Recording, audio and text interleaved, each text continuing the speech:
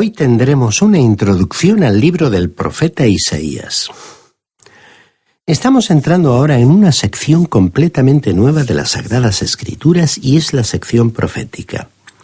Con esto no queremos decir que la profecía comenzó con Isaías, porque ya hemos visto profecías en el Antiguo Testamento, así como también en el Nuevo Testamento. En el Antiguo Testamento tenemos profecías en el Pentateuco que fueron escritas por Moisés. Aunque el elemento predictivo ocupa mucho lugar en esta sección, los profetas fueron más que hombres que predijeron el futuro. Fueron hombres llamados por Dios en tiempos de decadencia, cuando ni el sacerdote ni el rey eran un canal digno a través del cual las expresiones de Dios pudieran fluir. Estos libros de profecía también contienen historia, poesía y ley, pero su mensaje principal es la profecía. Cada escritor, desde Isaías hasta Malaquías, fue un profeta de Dios. Existe hoy una división artificial en cuanto a los profetas al haberlos designado profetas mayores y profetas menores. Ahora, en lo que a nosotros se refiere, todos los profetas eran mayores, y ninguno de ellos se puede considerar como menor. Esta división artificial fue determinada por la extensión del libro y no por su contenido. Algunos de los llamados profetas menores son como pequeñas bombas nucleares. Los libros son breves en extensión, pero su contenido tiene mucho poder. Estos hombres, los profetas, no solo hablaron de eventos que tendrían lugar en un futuro distante, sino que también hablaron sobre acontecimientos locales del futuro inmediato. Tuvieron que hablar de esa manera para poder hacer frente a los requisitos que para el oficio profético Dios había determinado en el Código Mosaico. El libro de Deuteronomio incluyó códigos para el sacerdote, el rey y el profeta. Observemos el código del profeta que se encuentra en Deuteronomio capítulo 18, versículos 20 al 22 y que dice: El profeta que tenga la presunción de pronunciar en mi nombre una palabra que yo no le haya mandado pronunciar, o que hable en nombre de dioses ajenos, ese profeta morirá. Tal vez digas en tu corazón: ¿cómo conoceremos que esta no es palabra del Señor? Si el profeta habla en nombre del Señor y no se cumple ni acontece lo que dijo, esa palabra no es del Señor. Por presunción habló el tal profeta. No tengas temor de él. Si el evento local no transcurría exactamente como el profeta había predicho, ese profeta era señalado como un profeta falso y como tal era tratado. Usted puede tener la seguridad de que no hay ningún mensaje de un falso profeta en las inspiradas Sagradas Escrituras. Si usted hubiera vivido en los tiempos de Isaías, ¿cómo habría sabido usted que un determinado profeta era un profeta verdadero? Usted le habría juzgado de acuerdo con sus profecías locales. Él no hablaba solo de eventos de un futuro distante, como la primera y segunda venida de Cristo, sino también de eventos locales que ocurrirían en un futuro inmediato. Si estas predicciones locales no hubieran ocurrido exactamente en la forma en que fueron pronunciadas, el hombre que las anunció habría sido reconocido como un profeta falso y en consecuencia habría sido apedreado. Los libros proféticos están llenos de profecías locales ya cumplidas. Todos los profetas anunciaron profecías locales para probar que eran genuinos. Recordemos que es necesario hacer una distinción marcada entre la profecía cumplida y la no cumplida.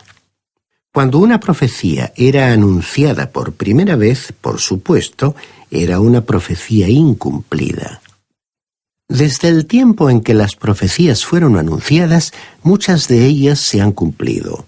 Una de las grandes evidencias de que estos hombres estaban comunicando las palabras de Dios fue que cientos de esas profecías han sido cumplidas, y cumplidas literalmente. El hombre no puede adivinar el futuro. Incluso a veces los informadores de las previsiones meteorológicas, con la ayuda de toda clase de dispositivos mecánicos, informáticos o científicos, tienen a veces dificultades para emitir pronósticos acertados. La ley de la probabilidad compuesta prohíbe al hombre predecir el futuro sistemáticamente. Cada elemento incierto que él añada decrece su posibilidad de exactitud en un 50%. El ejemplo de cientos de profecías que se han cumplido literalmente apela de forma elocuente a la mente honesta del buscador sincero de la verdad. La profecía cumplida es una de las pruebas infalibles de la inspiración verbal y plena de las Sagradas Escrituras. Ahora, a modo de ilustración, supongamos que yo hago una profecía y digo que mañana va a llover. Estimado oyente, yo tengo un 50% de probabilidad de acertar, ya que o va a llover o no va a llover. Ocurrirá una de esas dos opciones, eso es seguro. Supongamos ahora que añado un elemento más a mi profecía y lo que digo es: mañana va a llover y comenzará a las 11 de la mañana. Entonces reduzco otra vez mis posibilidades de acertar en otro 50%, pero aún me queda un 25% de posibilidades de acertar. Pero no me detengo aquí, y no solo predigo que va a comenzar a llover a las 11 de la mañana, sino que también anuncio que dejará de llover a las 3. En ese caso he reducido mis posibilidades otra vez y solo me queda un 12% de posibilidades de acertar. Y si continúo añadiendo elementos de predicción inciertos hasta que llegue a un total de 300 profecías, usted puede darse cuenta de que ellas nunca se cumplirían literalmente. Ningún ser humano podría adivinar de esa manera. Solo el Espíritu de Dios podría facilitar esa información. Una persona no tendría la más remota posibilidad de acertar tantas veces. Y sin embargo, la palabra de Dios tiene más de 300 profecías sobre la primera venida de Cristo que se han cumplido literalmente. ¿Por qué dio Dios tantas profecías sobre la primera venida de Cristo a la tierra? Hay una respuesta lógica y obvia. Esa llegada de Jesucristo a la tierra era un evento de la máxima importancia. Dios no quiso que a los israelitas se les pasara por alto semejante acontecimiento. Y Dios lo señaló, lo distinguió con tanta claridad que Israel no tendría excusa para no reconocerle cuando estuviera aquí en la tierra. Ahora también podemos ilustrarlo con otro ejemplo sencillo. Supongamos que yo estoy invitado a su ciudad y que llegaré al aeropuerto en el cual usted me recogerá. Pero como usted no me ha visto nunca antes, me pregunta: ¿cómo le vamos a reconocer entre tanta gente que llegará al aeropuerto a esa misma hora? Entonces yo le describiría los colores de la ropa con que iré vestido, la actitud o movimientos que haré con las manos o al primer lugar al que me dirigiré. Incluso le diría, para que no quepa ninguna duda, las primeras palabras que pronunciaría al que venga a mi encuentro para saludarme. Con todos esos datos, con toda seguridad que sería reconocido. Cuando el Señor Jesucristo vino hace más de 2000 años, aquellas personas que tenían el Antiguo Testamento y que conocían el Antiguo Testamento, tendrían que haberle estado esperando en el mesón de Belén, o por lo menos pendientes de la noticia de su nacimiento, porque ellas tenían toda la información que necesitaban. Y cuando aparecieron los magos del Oriente buscando al Señor Jesús, los israelitas al menos tendrían que haber estado lo bastante interesados como para querer viajar con aquellos viajeros del Oriente en sus camellos para comprobarlo por ellos mismos. Cuán importante era su venida, y Dios la había predicho con tanta claridad. Los profetas eran muy nacionalistas. Ellos reprendían el pecado de la adoración pagana tanto en los lugares altos como en los lugares bajos. Ellos advirtieron a la nación. Le rogaron a un pueblo orgulloso que se humillara y volviera a Dios. El fuego y las lágrimas se mezclaban en su mensaje, que no era solo catastrofista, porque ellos vieron el día del Señor y la gloria que seguiría después. Todos ellos miraron a través de las tinieblas hacia el amanecer de un nuevo día, y en la noche del pecado ellos contemplaron la luz del Salvador y soberano que venía. Ellos vieron al reino del milenio acercarse en toda plenitud. Su mensaje debe ser interpretado antes de lograr una comprensión del reino en el Nuevo Testamento. La perspectiva correcta del reino debe ser obtenida a través de los ojos de los profetas del Antiguo Testamento. Ahora debemos decir que los profetas no eran superhombres. Ellos eran hombres con sus pasiones, como nosotros, pero ellos, habiendo hablado de parte de Dios, su mensaje fue y es aún la infalible e inspirada palabra de Dios. Como nos dijo el apóstol Pablo en su primera epístola, capítulo 1, versículos 10 y 11. Los profetas que profetizaron de la gracia destinada a vosotros inquirieron y diligentemente indagaron acerca de esta salvación, procurando saber qué persona y qué tiempo indicaba el Espíritu de Cristo que estaba en ellos, el cual anunciaba de antemano los sufrimientos de Cristo y las glorias que vendrían tras ellos. Y luego leemos nuevamente en la segunda epístola del apóstol Pedro, capítulo 1, versículos 15 al 21, lo siguiente. También yo procuraré con diligencia que después de mi partida vosotros podáis en todo momento tener memoria de estas cosas. No os hemos dado a conocer el poder y la venida de nuestro Señor Jesucristo siguiendo fábulas artificiosas, sino como habiendo visto con nuestros propios ojos su majestad, pues cuando Él recibió de Dios Padre honra y gloria, le fue enviada desde la magnífica gloria una voz que decía: Este es mi Hijo amado, en el cual tengo complacencia. Y nosotros oímos esta voz enviada del cielo, cuando estábamos con Él en el Monte Santo. Tenemos también la palabra profética más segura, a la cual hacéis bien en estar atentos como a una antorcha que alumbra en lugar oscuro hasta que el día amanezca y el lucero de la mañana salga en vuestros corazones. Pero ante todo, entended que ninguna profecía de la Escritura es de interpretación privada, porque nunca la profecía fue traída por voluntad humana, sino que los santos hombres de Dios hablaron siendo inspirados por el Espíritu Santo. Fue William Cowper quien dijo: «Dulce es el arpa de la profecía, demasiado dulce como para ser perjudicada por el simple toque humana». La mayoría de los profetas se movieron en una órbita de oscuridad y anonimato. No proyectaron sus personalidades en la profecía que proclamaron. Jeremías y Oseas fueron la excepción a esta regla, lo cual veremos cuando estudiemos sus libros. Isaías nos dejó muy poca historia sobre sí mismo. En su libro hay unas escasas referencias a su vida y ministerio. En Isaías capítulo 1, versículo 1 nos dio la época en que transcurrió su vida, los reinados de Uzías, Jotam, Acaz y Ezequías, todos ellos reyes de Judá. En Isaías capítulo 6, el profeta registró su llamado personal y la comisión que recibió.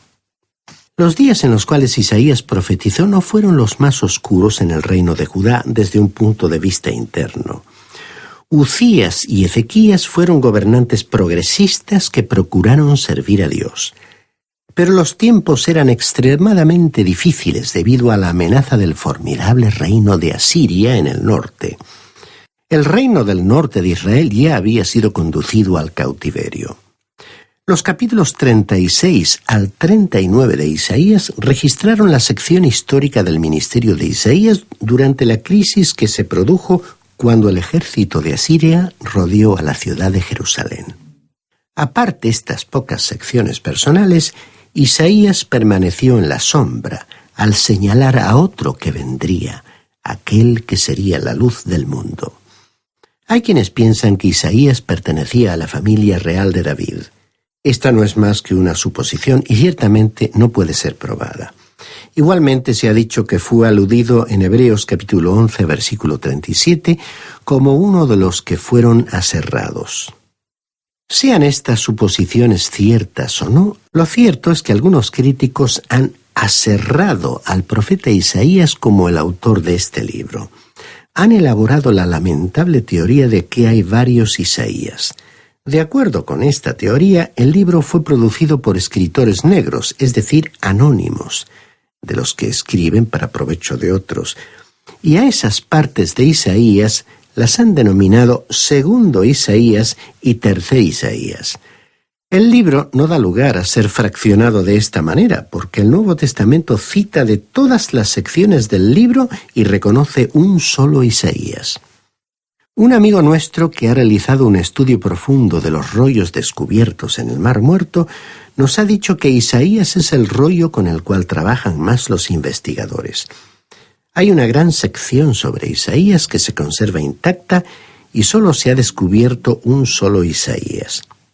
Resulta interesante que el Señor guió a un joven pastor de ovejas que descendió hasta cierto lugar para descubrir una vasija de barro en Qumran, junto al Mar Muerto, y descubrir un rollo que ha confundido a los críticos. Este hecho de que un descubrimiento arqueológico ha descolocado a los críticos ha ocurrido en varias ocasiones, lo cual demuestra que Dios se ocupa de defender la integridad de su palabra. En nuestro próximo programa ampliaremos este tema de la unidad del libro. La profecía de Isaías es sorprendentemente similar a la organización de la totalidad de la Biblia. Esta similitud puede verse en la siguiente comparación. La Biblia tiene 66 libros. Isaías tiene 66 capítulos. Tenemos 39 libros en el Antiguo Testamento. En Isaías tenemos 39 capítulos sobre la ley, el gobierno de Dios. En la Biblia tenemos 27 libros en el Nuevo Testamento.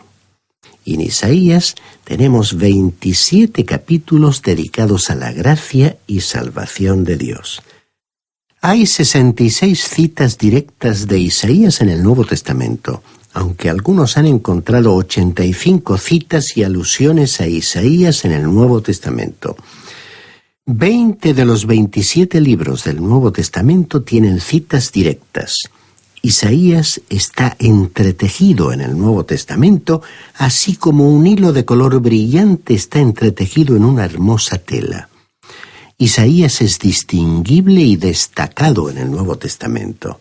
Isaías está cincelado en la roca del Nuevo Testamento con la poderosa herramienta del Espíritu Santo.